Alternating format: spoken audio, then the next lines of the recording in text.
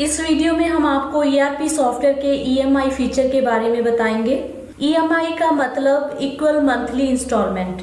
EMI का feature खासकर उन व्यापारियों के लिए है जो अपने कस्टमर को किस्तों में पैसा पे करने की फैसिलिटी देते हैं, जैसे TV dealers, refrigerator, washing machine dealers, automobile जैसे scooter, car, motorcycle dealers. EMI system में कस्टमर की पेइंग कैपेसिटी को देखते हुए उनके अकॉर्डिंग EMI प्लान डिसाइड किया जाता है। फॉर एग्जाम्पल, कुछ कस्टमर मंथली पेमेंट करना चाहते हैं और कुछ हर 15 दिन के बाद इंस्टॉलमेंट पे करना चाहते हैं और कुछ कस्टमर हर 2 महीने बाद इंस्टॉलमेंट पे करना चाहते हैं। ERP सॉफ्टवेयर में कस्टमर का EMI प्लान आप इजीली डिफाइन कर सकते हैं। तो इस वीडियो में हम आपको EMI सिस्टम के बारे में पूरी जानकारी देंगे। EMI में आपने किन किन बातों का ध्यान रखना है, EMI प्लान कैसे डिज़ाइन करना है, पोस्ट डेटेड चेक की एंट्री कहाँ करनी है, इस महीने कौन कौन सी इंस्टॉलमेंट आने वाली है उसको कहाँ से देखना है, EMI की रिसीट की एंट्री कैसे करनी है। तो चलिए हम आपको ये सारी चीज़ें बताते हैं। सबसे पहले तो आपने यूटिलिटी में आना है।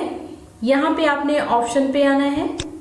इसमें आपको एक ऑप्शन दी गई है इनेबल EMI कैलकुलेशन, इसको आपने टिक लगाना है आगे से। उसके बाद अप्लाई करना है, यहाँ ओके करेंगे। अभी इसे क्लोज कर देंगे। अभी हम एक कस्टमर का अकाउंट बनाएंगे जिसको हमने इंस्टॉलमेंट पे सेल करनी है। तो अकाउंट बनाने के लिए यहाँ अकाउंट पे आएंगे, न्यू करेंगे, यहाँ कस्टमर का नाम दे देंगे,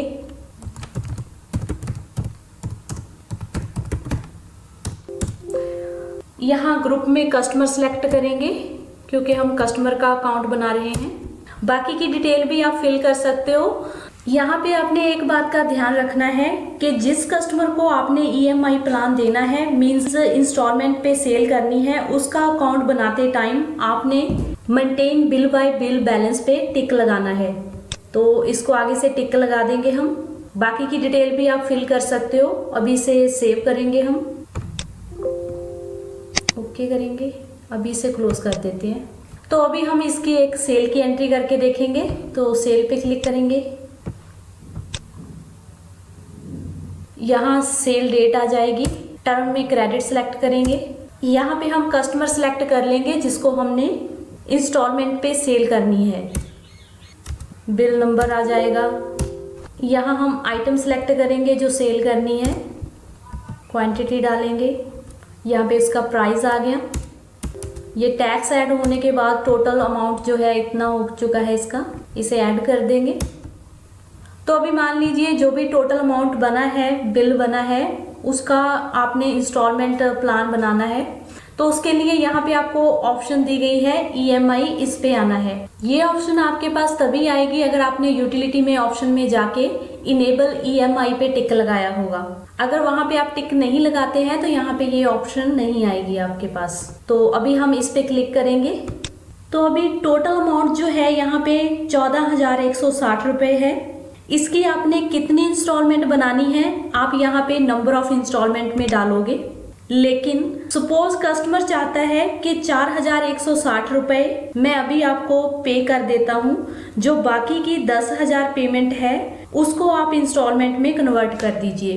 तो जो डाउन पेमेंट वो दे रहा है उसकी एंट्री आपने कहाँ पे करनी है, यहाँ चार्जेस पे आओगे, इस पे क्लिक करेंगे। तो यहाँ प्लस के साइन पे क्लिक करके आप डाउन पेमेंट के नाम से एक अकाउंट क्रिएट कर लोगे। तो यहाँ पे क्लिक करेंगे। चार्ज हेड जो है हम डाउन पेमेंट रखेंगे।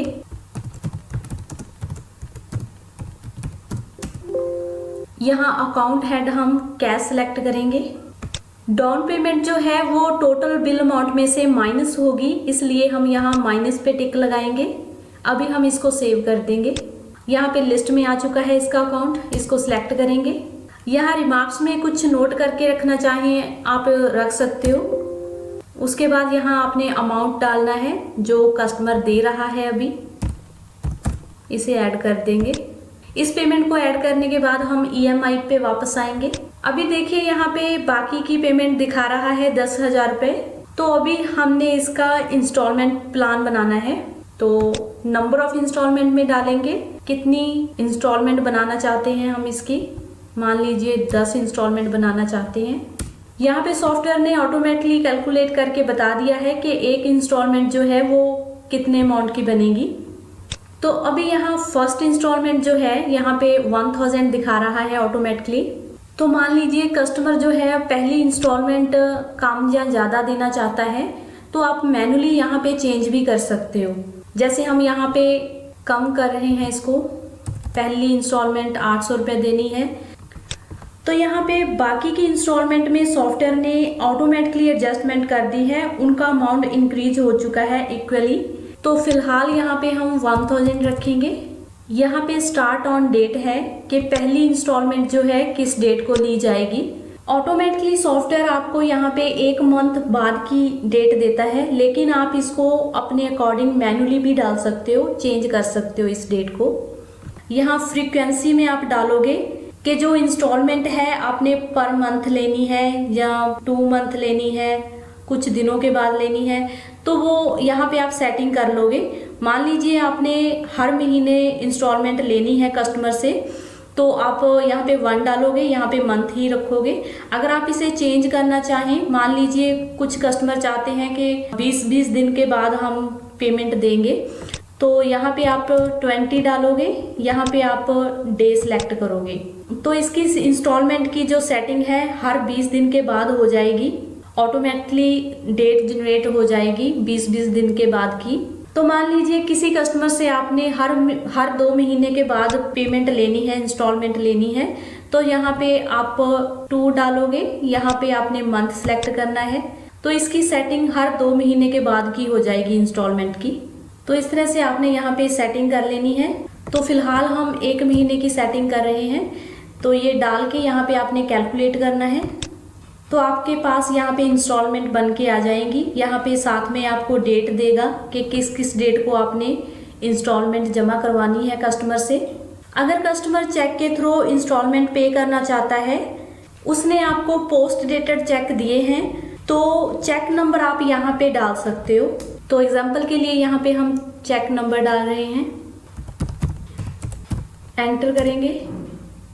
तो एंटर करते ही ऑटोमेटिकली चेक नंबर की सीरीज बन जाएगी।